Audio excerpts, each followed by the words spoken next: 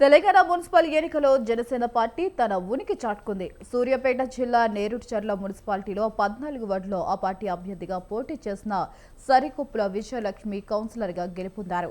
మున్సిపాలిటీలో జనసేన పార్టీ నుంచి ఆమె ప్రాతినిధ్యం వహించనున్నారు. ఇక పవన్ కళ్యాణ్ సిద్ధాంతాలను ముందుకు తీసుకువెళ్తూ పట్న ప్రజలకు అందుబాటులో ఉంటానని హామీ ఇస్తున్న 14వ వార్డు కౌన్సిలర్ విజయలక్ష్మితో ఉమ్మడి నల్గొండ జిల్లా మా correspondent Saidulu face to face. ఇటీవల జరిగిన మున్సిపాలిటీ ఎన్నికల నేపథ్యంలో కూడా అన్ని పార్టీలు గెలుపు దశగా పనిచేశాయి. ఈ నేపథ్యంలో కూడా ఉమ్మడి నల్గొండ జిల్లాలో జనసేన పార్టీ బోనిగొట్టిందని చెప్పాలి. అంటే హుజూర్నగర్కు సంబంధించినటువంటి నేరేడుచర్ల 14వ వార్డు నుంచి పోటీ చేసినటువంటి విజయలక్ష్మి నాగేశ్వరరావు మనతో పాటు ఉన్నారు. మొత్తంగా తెలంగాణలో చూసుకున్నట్లయితే ఉమ్మడి నల్గొండ జిల్లాలో ప్రధానమైనటువంటి జనసేన స్థానం కాబట్టి దీనికి సంబంధించి మంత్రి ఉత్తమ్ కుమార్ రెడ్డి ఇలాకాలో ప్రధానంగా అంటే అధికార పార్టీ కావచ్చు, ఇంకా ప్రతిపక్ష పార్టీలు ఎన్నో పార్టీలు ఉన్నప్పటికీ కూడా జనసేన పార్టీ గెలవడానికి ఎలా చూస్తారు? అందరికీ నమస్కారం.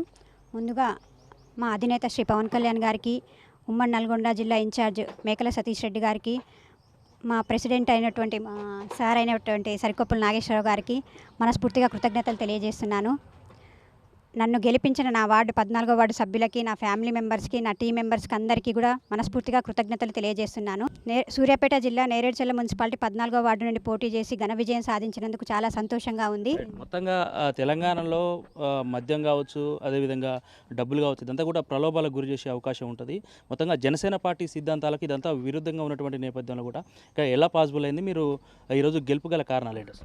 జనసేన సిద్ధాంతాల్లో మద్యం మందు లేదండి. అవి లేకుండానే విద్యావంతులుగా దంపతులుగా వాళ్ళ ముందుకు వెళ్ళి విద్యావంతులమండి మేము ముందు ఉన్నాము, మీ సమస్యలు ఏంటో మాకు మీ సమస్యలు తెలుసుకొని మున్సిపల్ కౌన్సిల్లో మేము చర్చించగలము అనే గట్టి నమ్మకాన్ని ఓటర్స్లోకి తీసుకెళ్ళగలిగాము. ఆ నమ్మకాన్నే వాళ్ళు మాపై ఉంచి మాకు ఇంతటి విజయాన్ని ఇచ్చినందుకు మరోసారి కృతజ్ఞతలు తెలియజేస్తున్నాను.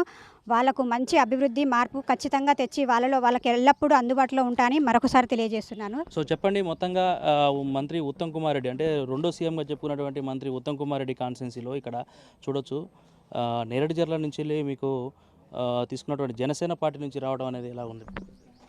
ఖచ్చితంగా ఉందండి. ఎందుకంటే జనసేన పార్టీ ముందు నుంచి కూడా గత కొన్ని సంవత్సరాల నుంచి ఉమ్మడి నల్గొండ జిల్లా అధ్యక్షుడిగా ఉన్నాను. జనసేన పార్టీలో ప్రస్థానం నా చిన్న పార్టీ పెట్టిన దగ్గర నుంచి కూడా నా ప్రస్థానం కొనసాగుతూనే ఉంది జనసేన పార్టీలో.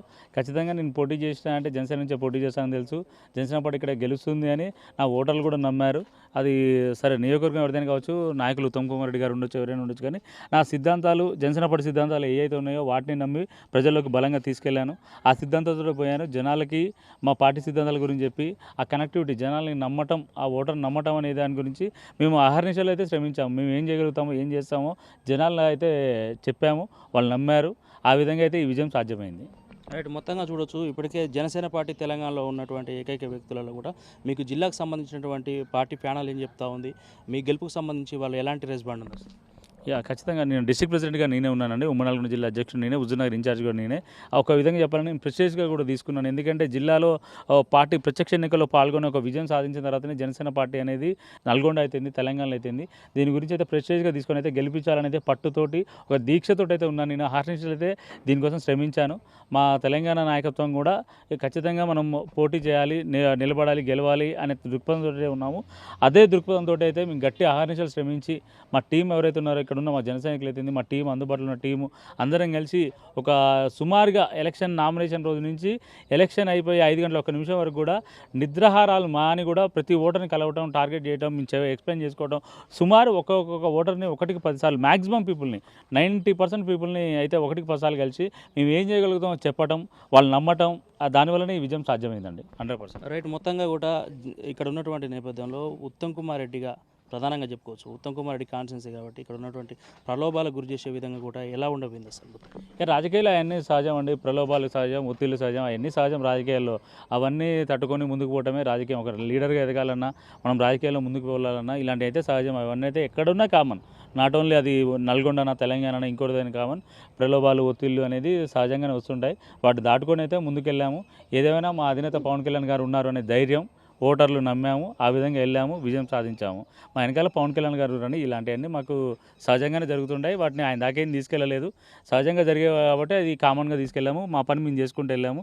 విజయం వచ్చిన తర్వాతనే మాట్లాడదనుకున్నాం, విజయం వచ్చింది, మాట్లాడేస్తున్నాం. మరొకసారి అయితే ధన్యవాదాలు తెలియజేస్తున్నాను. రైట్, ఇది ఇక్కడ ఉన్నటువంటి పరిస్థితి. ఎందుకంటే జనసేన పార్టీని సిద్ధాంతాలను కూడా ఈ తెలంగాణలోకి తీసుకురావాలనే ఉద్దేశంతోనే మేము ఇక్కడ పోటీ చేశామని చెప్తున్నటువంటి పరిస్థితి అయితే కనిపిస్తూ ఉంది.